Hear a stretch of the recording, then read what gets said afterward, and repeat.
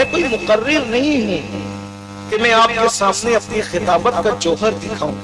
میں دربار غوثیت کا فقیر ہوں، صرف اور صرف اپنے دل کا درد آپ کے دلوں کے دروازے پر انیل کر جانا چاہتا ہوں تاکہ میری سوئی ہوئی قوم بیدار ہو جائے. بس اتنی سی لالچ لے کر آئے ہیں، اگر آپ سن سکتے ہیں اطمینان سے تو سن لیں. کہتے ہیں کہ دنیا میں قومیں عروج پذیر بھی ہوتی ہے اور زوال پذیر بھی ہوتی ہے. قوموں کو عروج بھی نصیب ہوتا ہے اور زوال بھی نصیب ہوتا ہے. قوموں کے عروج کی داستان کیا ہے؟ قومیں کب عروج پاتی ہے، قومیں کب زوال پذیر ہوتی ہے، قومیں کب ترقی کرتی ہے، قومیں کب جو ہے وہ ترقی نہیں کرتی ہے، قومیں کس وقت داتا بنتی ہے، قومیں کس وقت فقیر بنتی ہے، قومیں کس وقت بادشاہ بنتی ہے، قومیں کس وقت بھکاری بنتی ہے. اللہ اکبر. اچھی طرح یاد رکھنا، وہ قوم اللہ اللہ جو اپنی جو ہے وہ ماضی کے خط و خال کو جانتے ہوئے اپنے ماضی کی بنیادوں پر مستقبل کی دیواروں کو قائم کرتی ہے، دنیا کی وہ قومیں کامیاب ہوتی ہے. اور جو قومیں اپنا ماضی بھول جاتی ہے اس قوم کو صفحہ ہستی سے مٹا دیا جاتا ہے. اچھی طرح یاد رکھنا، آج قوم مسلم پوری دنیا میں زوال پذیر ہے. ہماری قوم کی ذلت دیکھیں، ہماری قوم کی رسوائی دیکھیں، ہماری قوم کی تباہی دیکھیں، ہماری قوم کی بربادی دیکھیں. اللہ اکبر. قوم کا حال کیا ہے؟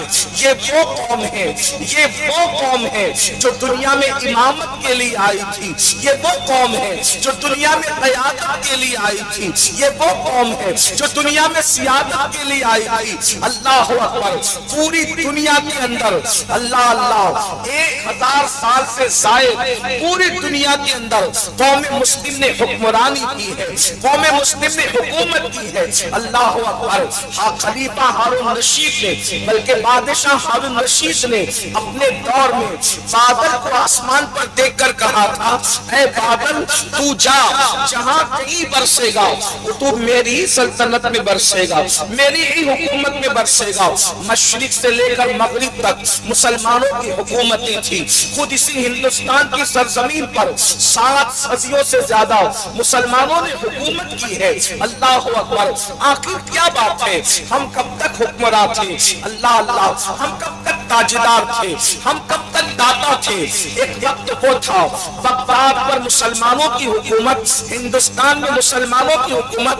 اس ہندوستان میں اکھنڈ بھارت کے اندر ہندوستان کے اندر 700 سال سے زائد قوم مسلم حکمرانی کر رہی تھی اور اس شان سے حکمرانی کر رہی تھی. جب تم حاکم تھے اس وقت تک اس ملک کے اندر نہ کوئی چور نظر آتا تھا، نہ کوئی راستے میں بھیک مانگنے والا بھکاری نظر آتا تھا. یہ حالات تھے.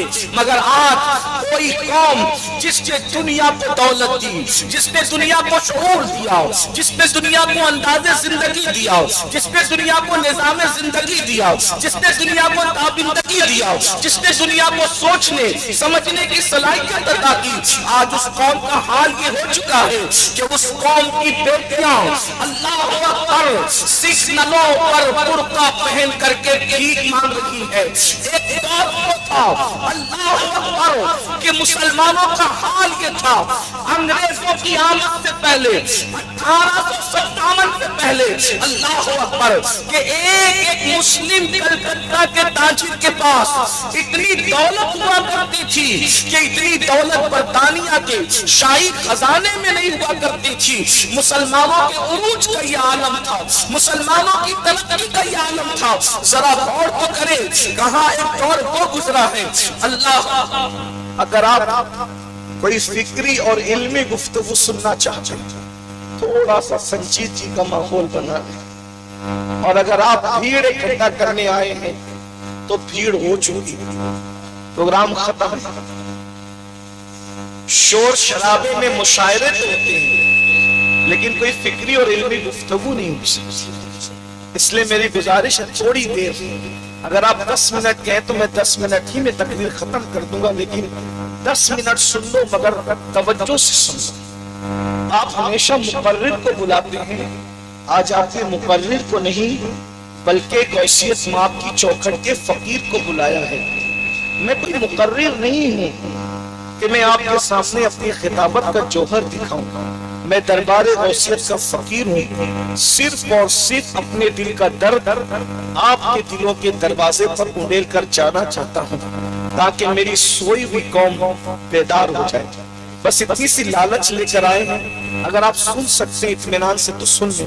جو بھائی آ کر کے بار بار جو لوگ نذرانہ دے رہے ہیں ہم ان کے نذرانے کو منع نہیں کرتے.